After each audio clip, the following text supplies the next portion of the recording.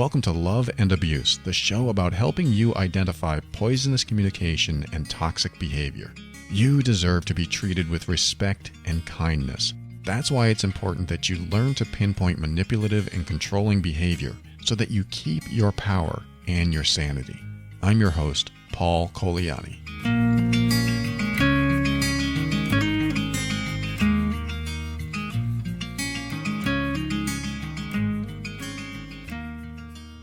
Welcome back to another episode of Love and Abuse. If you're a regular listener, you're probably noticing a delay between the launch of episodes, and just want to let you know that sometimes that's going to happen. Sometimes that's going to happen. I'm starting the show off a little bit light today because some of the subject matter is kind of dark. It's kind of unhappy, and let's just say that I want to start off with a little positive edge today. And so that's why I'm sharing with you that sometimes it's not going to launch once a week or twice a week. Sometimes there will be a little bit of a lull, just a little bit. I try not to go too much between shows, but I'm here, I'm back, and I want to continue doing this show and continue spreading this message. My goal is to give you as much information as possible so that you are armed. That sounds kind of aggressive. That's not what I meant. I meant armed with knowledge, armed with skills, armed with experience, armed with wisdom, so that when you are in any type of situation, relationship, conversation with someone who doesn't have your best interest in mind, then you need to know about it and you need to be prepared to deal with it. Otherwise, you get conned. You get duped into liking these people. It's okay to like people, that's fine, but liking them and trusting them and following them and believing in them when it turns out they're really just playing a game. Not all of them know they're playing a game. I work with people who didn't know they were playing the game. I was one of those people that was playing a game when I was married. The game is manipulating, being emotionally abusive, being verbally abusive, helping to crazy make or gaslight my wife when I was married, judging her, being hypercritical, showing her that everything was her fault, guilting her into making changes that I wanted her to make. And so I know that there are people that tune into this show that are the victims of this behavior. And I know that there are people that tune into this show, even more and more lately, that are perpetrators of this behavior. And if you're a perpetrator of this behavior, like I once was, then I want you to know that if you're listening to this show and you actually want to change, then you're an okay person. You're a good person. You're an empathetic person. You want to change because you care. If you want to change because you care, that shows you're not a complete narcissist. It shows that you're not a complete sociopath. It shows that you actually want people in your life to be happy when they're near or around you.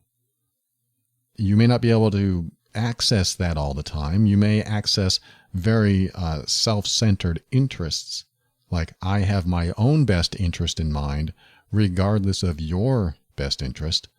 When we have that approach to people, that's when we create problems. We create toxic relationships, toxic communication, or what I like to say, poisonous communication. We poison communication, we poison relationships when we introduce elements of higher self-interest that harms other people. I'm all about high self-interest. I believe that you need to do things in your best interest without harming other people. That's the caveat. You can't go around harming other people. And again, like I said, I know there are different types of people listening now. You may be one that experiences the negative side of all of this, and you may be the one that also perpetrates it. You could be both. There are people out there that write to me that are both sides of this. I am the victim of this, and I found that I also do it. That's what the mean workbook sometimes reveals, is that one partner will fill it out, and they'll have this big score, and then the other partner will fill it out and they have a big score too, or usually it's like half as much. But there's still symptoms, there's still signs. And so I'll get emails from people that say, I took this and I scored this really high score, but then my partner took this and he or she also got this score, and it made me realize some of the things I was doing in the relationship. And I don't want to be that person. I don't want to be the abuser. I don't want to be the perpetrator. So what do I do? How can I fix this? They don't ask exactly that way, but that's the big picture. People writing to me and say, I do this too. And I've had one episode I think called, Are You the Manipulator? Are You the Emotional Abuser? So look for that one if you're curious about that. But it can happen. It can and does happen, because emotional abuse, it can cover a wide array of behaviors. But if you've heard me talk about it before, emotional abuse, in my definition, in my opinion, is when you make someone else feel bad about themselves. If I make you feel bad about yourself, that is a form of abusing you emotionally. Even though abuse is a strong word and is often used in the context of physical violence, it's still an appropriate word, because once your emotions are abused, you can be a wreck. I mean, you can really fall apart. You can disintegrate. It just feels like you are diminishing. You're dissolving. And when you have that feeling, it is the feeling of being used and abused. It is losing your power. It is losing your sense of self-worth and self-identity. And when you're in that space, it's hard to recover. It's almost harder to recover, and this, I hear this a lot. It's harder to recover emotionally than it is physically, because our body heals faster than our emotions do. Emotions can last for years and years and years. If we feel negatively about something, if someone criticizes us, I guarantee you can bring up that criticism in a snap. You can bring it up in the forefront of your mind, have it available, and feel those same emotions all over again, and then suddenly the rest of your day is crap. And suddenly you don't feel good because you remember that one time that one person said this, or those many times that one person said those things. And you can't get it out of your psyche. That's what emotional abuse does. It continues to wear you down, because even though it could have happened once or over a series of years, it amplifies every time you recall it, because the emotion is still there. The emotion is still connected to the memory. And so I'm hoping that what I talk about on this show, and through your own personal growth and development, through your own therapy or coaching or self-help, watching videos, listening to podcasts, reading books, talking to your best friend, talking to trusted family members, whatever you do to help you change how you feel today about what happened yesterday. If it helps you change the emotion of how you feel today about what happened in the past, then maybe you can move forward without feeling like you do, depending on what's emotionally triggering for you. If you remember what that person said to you and you take it personally and you don't see it as a deficiency in them and instead accept it as a deficiency in you, then you carry it with you. And my goal in my life, when someone tries to make me feel bad about myself, is to remember that they wouldn't have done that had they not had it in them in the first place, which means they are carrying something negative inside of them that makes them say and do hurtful things. That doesn't mean I give them a break. That doesn't mean I say, oh, poor them, they must be suffering too. I have that in the back of my mind because I'm still a compassionate person, and I still know that there's truth to that. There's absolute truth to that. But it doesn't mean I should stick around and let it happen to me. And this is where the difference and the divergence can take place among a lot of people, is that some people will stick around because they're compassionate, because they're empathetic, because they know the other person's in pain. And other people will not stick around because they're compassionate to themselves, because they're empathetic to themselves, because they don't want to be in pain, because they care about themselves enough to get away from that hurtful person.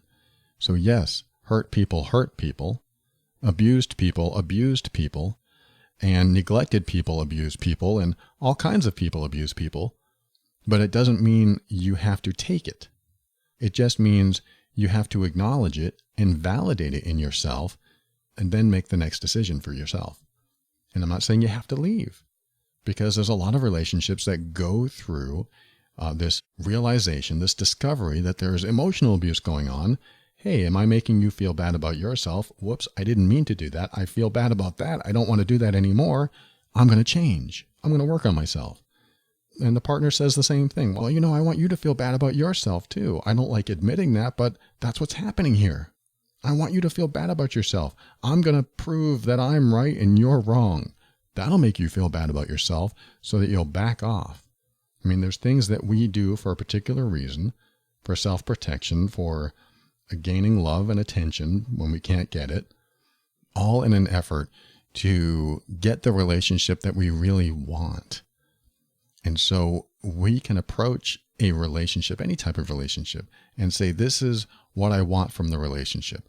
And when we don't get it, we might manipulate to get it. We might do something or say something in an effort to guilt the other person into giving it to us, or make them realize that what they're doing is wrong, and I'm going to manipulate you so you'll do the right thing, so you'll give me the relationship that I want with you. And when we have these realizations and we discover these qualities about ourselves, these behaviors that we're doing, we suddenly realize that it's not right. It's not helpful. We don't want to coerce another person to like us or love us. We don't want to manipulate. I mean, most of us don't want to manipulate another person to give us the relationship that we would rather have with them. We want them to want it.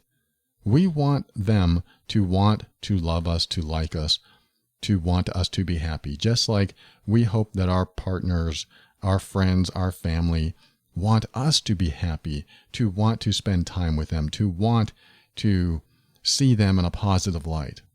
We want people to show up in a certain way, and when they don't, some of us turn to manipulation and coercion and emotional abuse. And some of us already have that in us. I'm not saying that because you're not showing up in a certain way or they're not showing up in a certain way that emotional abuse is automatic. Some of us bring that into the relationship. Before I had any type of romantic relationship, I brought that into the relationship. The relationship didn't develop it in me. It was already in me. I was already judgmental. I was already possessive and jealous way back then. I was already a lot of things that I only recognized years later and didn't like about myself and had to change. I didn't like that about myself because I was hurting my partner and I was losing relationships. I was losing good relationships. And upon taking responsibility that I was the cause of the loss of these relationships, even if they did things that hurt the relationship too, still taking a step back into yourself and saying, I am the cause of this. When you're the perpetrator, when you're the emotional abuser, when you realize I am doing things to hurt this person, I'm going to take a step back and take responsibility for myself and take responsibility for my actions, my behaviors, so that I don't cause this person any more harm. When you can do that, that's when real change takes place. That's like the episode I made about a month ago, I think, from this recording. Have they really changed or are they faking it? Learning to differentiate between true change and acting. That's what that episode was kind of about, that other episode of Love and Abuse. Have they really changed or are they faking it? How can you tell? One of the ways to tell is when they do step back into themselves, take responsibility and say, wow, I just realized how much I'm hurting you. I don't want to do that. I don't want you to be hurt. I feel bad that I'm hurting you. And then you finally see changes that you like. You finally see changes that are improving the relationship. That's why I never come on the air and say, you need to leave that person. I'll never say that because everyone deserves a chance. We just have to know what's happening in the relationship If it's a romantic relationship, do we want to leave or not? Is there a chance that this can be repaired? If it's a friend or a family member, typically family is a high second when it comes to the types of relationships I'm talking about. Do we want them in our life anymore? Do they really mean what they're doing? Are they going through such a hard time that they have no control in their life and they're taking it out on us? Again, these excuses, these reasons might be real, but we can't just turn on our full compassion for someone else without turning it on for ourselves first. A, I have to be compassionate toward me. B, I'll be compassionate toward you, and we'll see if this works out because you have to be the same. You have to be compassionate towards you. This is what I was saying earlier, is that some people walk around with this in them. I walked around for a long time with a lot of judgments and a lot of hypercriticalness and jealousy and possessiveness and other things that I'm not proud of, that it took many breakups for me to step back and take responsibility and realize that I didn't have enough self-compassion. I didn't have enough self-worth. I didn't have enough self-esteem. I was trying to squeeze it out of other people like blood from a stone. I was trying to squeeze it out of them. See me as worthy. See me as significant. I'm going to manipulate you into seeing me as significant. I'm going to coerce you into making you believe I'm right. I'm going to guilt you into believing that I'm right. And that wears you down. That just continues to diminish you, disintegrate you, invalidate you, and make you feel like it makes you feel awful. Especially the guilt stuff. The guilt stuff is so prevalent in these relationships with emotional abuse and verbal abuse and psychological abuse and narcissistic abuse. All the emotionally abusive labels that you hear about, almost all of them contain some sort of guilt. And it's terrible for empathetic people, sensitive, caring, kind people to be guilted because that forces them, and if it's you, it forces you to continue to stay in a bad situation because you turn on your empathy for someone else out of guilt instead of amplifying your empathy for yourself, realizing you're exposing yourself to this continuous guilting. Got to get out of that guilting. You got to look at what you're going through, what you're exposing yourself to, and start to call it out. I mean, this may or may not be the best advice, depending on who you're with and who you're talking about. But when someone tries to guilt me, I will call them out. I will say, are you trying to make me feel guilty? And I want to find out what they say. If they say, well, absolutely, yes, you should feel guilty because it's your fault. If they say that, I'll probably say, so you want me to feel guilty instead of having a good conversation about this where we come to some sort of resolution? That question might be hard to come up with in the moment when you're triggered and you're feeling defensive and you're feeling hurt. And I know it's not easy to come up with these questions and these thoughts as you're going through it. But what happens is it gets easier. It does get easier because as soon as you realize how worthy and important and valuable you are, not to that person, just in general, you are worthy, significant, and valuable and lovable and worthy of an amazing relationship. It's just that they can't see that and they don't understand that because they probably don't know what that looks like. They may not have been shown that, or even if they were, they developed some belief that changed along the way and changed their perception or whatever. It doesn't matter. Right now, when you believe all of this about yourself, all the positive, good things about yourself, and you know that all the positive and good things are true, then you'll stop accepting bad behavior. You'll notice bad behavior. You'll see the red flags of bad behavior. And you'll take a step back and go, wait. What are you doing right now? I mean, seriously, what are you doing right now? I mean, what you just said to me sounds like you want me to feel bad about myself. It sounds like you want me to feel guilty as if it gives you some sort of pleasure. Is that what you want? I'm not saying that these questions will work because with some people, they're so crafty, they're so clever that they'll still turn it around on you. Well, of course I want you to feel guilty because you are. You should feel bad for how you treated me. You should feel bad for what you said to the kids. You should feel bad XYZ. They're going to turn it around on you. But that's not the point. The point is you make this realization in yourself. You look back at you, not at what they're saying. You look back at you and realize, wow, this person is doing this to me. No matter what they say, they're very convincing. I mean, some of them, they're very convincing, which is why we get stuck in these relationships. If you believe them and choose not to believe yourself, choose not to see yourself as worthy and significant and important and valuable and lovable, then you fall into the trap and you're stuck in that trap. But as soon as you turn that around and you realize, I am amazing, I am a good catch, I don't deserve this type of treatment. If you embrace that and embody that and really absorb it into your system and know it's true, then you'll start to notice this behavior in other people. Because what will happen is they will try to chip away at all that is good about you. Whether knowingly or unknowingly, whether consciously or subconsciously, what they're doing when they make you feel bad about yourself, when they guilt you, when they make you feel less worth, less important, is that they're trying to chip away everything that's true about you. And I've seen this truth over and over and over again, because one of the first questions I ask many of my clients is, when you got into the relationship, who were you then? And their answer is always different from who they are now. Always. I mean, I've not run into one that said, I was the exact same person. I came into this relationship happy and healthy and having a positive outlook in the world, and I'm still that same person. If you're still that same person, you're probably not in an emotionally abusive relationship.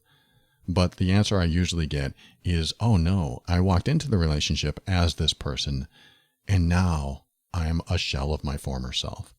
That's the most common description, maybe not in those exact words every time, but that's such a common description of what happens when you're with someone who continues to chip away at the truth of who you are. So I want you to remember that the truth of who you are is true. I want you to remember that who you are inside and what you believe about yourself is what creates the emotionally abusive situation. Because if you do really believe all these positive aspects of yourself, if you know it through and through, then when you see someone mistreating you, first of all, it's easier to spot. Second of all, you won't stand for it. You'll put your hand up and say, wait, that's not right. You are supposed to want me to be happy. I mean, a loving, caring person that you claim to be is supposed to want me to be happy, not want me to feel bad. That's not an equal partnership. That's not a loving friend. That's not a caring family member. Why would you want me to feel bad? And then, of course, that doesn't always lead to the best conversation, but it doesn't matter, because where I'd like you to be is more stable in knowing who you are without someone else changing your mind about who you are. So if you're the victim of any type of abusive or coercive or manipulative behavior, remember that you're still in there. The person who walked into the relationship, the person that was once young and free and feeling good and trusting in your own decisions and feeling really good in yourself is still in there. And if you've never felt that, it is in there, because you wouldn't have the desire to feel that way if it wasn't. So even if you don't remember, because it was so long ago, it's still in there and it wants to come out. It wants to be there, inside you, with you, and expressed to the world. And if you're the perpetrator of the emotional abuse, the manipulation, the coercion, the control, and you're listening to this now knowing that something needs to change in order for life to go forward, in order for you to feel better in yourself. Because I know when I was emotionally abusive, I felt awful a lot. You'd never know it, but I did. I felt really awful. I was walking around in a continued emotionally triggered state. You know, I was just waiting for behavior to trigger me, and I was already triggered. I was always sensitive to behaviors that triggered me. And as soon as she did behaviors that triggered me, I came out with some sort of emotionally abusive response. Be it guilting her, be it judging her, criticizing her, giving her that look, being silent, withholding love. All of the things I'm absolutely not proud that I did and feel bad, but have learned so much about since that marriage so many years ago, and realize that I don't want to be that person. If you're the perpetrator, and I don't even like using that word, but if you are doing this behavior and you don't want to be that person, then you are a good person. You really are. We just need to get that out. we just need to get past this hurdle that is causing this selfish behavior and get you in touch with your empathy, your compassion, and make those your motivating and driving forces instead of anything else that makes you believe that you need to protect yourself. You need to change the world around you instead of adapting to it, and get you to a point where you accept the people in your life for who they are and what they do. And the best gift you can give to anyone is to let them be who they are, even if you disagree with it, even if you don't like it, because it's not their fault that who they are you don't like. And it's not your fault that you don't like it, but it is your fault when you hold who they are against them and choose them to make them feel bad for who they are. That doesn't feel very good. And it's time to move out of that type of behavior and support the people in your life in ways they've never experienced from you. That's if you're doing this behavior.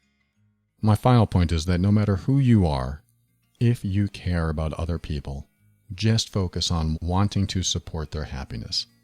That's how I define love, wanting to support someone else's happiness or someone else's path to happiness. When you support their happiness, they're going to support yours. And if you find that they're not supporting your path to happiness, it might not be the best relationship, or you might need help. You might need to seek out couples therapy. You might need to talk to someone together. But if you zoom out of the relationship and you look at one person and you see their behavior is only supporting the other person's happiness, and the other person's behavior is only supporting the other person's happiness, you usually have a very mutually beneficial relationship that grows together, that wants to be with each other, that will make compromises and even sacrifices sometimes because the other person wants to be happy. But never use those sacrifices to guilt the other person. Never use those compromises to guilt the other person. That's when things start going downhill. Thanks for listening today. Share this with others that might benefit. Love and Abuse is the official podcast of the Mean Workbook, an assessment and healing guide for difficult relationships. If you want to pinpoint the exact behaviors causing the difficulties in your relationship, including identifying all the signs of possible emotional abuse, head over to loveandabuse.com. This show exists to remind you that you are not alone and you're not going crazy. You deserve to be treated with kindness and respect. You deserve honesty and sincerity. You deserve to be treated as worthy and significant, because you are. We'll talk again soon.